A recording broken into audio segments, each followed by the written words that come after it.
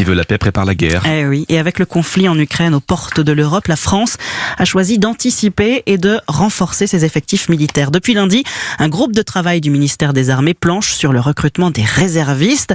Alors pour le moment, ces citoyens volontaires sont 40 000. L'ambition du ministre Sébastien Lecornu, 105 000 en comptant les militaires à la retraite. William Molinier. L'objectif est un ratio d'un réserviste pour 2 militaires d'actifs. Pour cela, l'exécutif réfléchit à lever plusieurs freins. L'accès à la réserve doit être un droit, soutient l'entourage du ministre des Armées. L'âge maximal pourrait ainsi être augmenté de 5 ans. Il pourrait atteindre pour certaines fonctions 77 ans, comme c'est le cas aujourd'hui au service de santé des armées. Certaines conditions physiques pourraient aussi être assouplies. Un candidat inapte, mais qui aurait des capacités intéressantes en matière cyber, doit pouvoir être recruté, poursuit-on.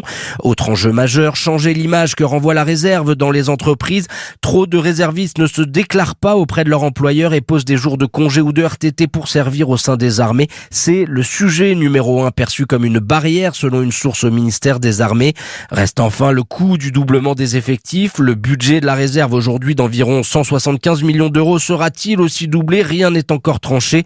Tout cela doit être débattu dans le cadre de la loi de programmation militaire qui sera votée en début d'année prochaine. William Molinier, spécialiste défense d'Europe 1. En Ukraine, la péninsule de Crimée, attaquée par 2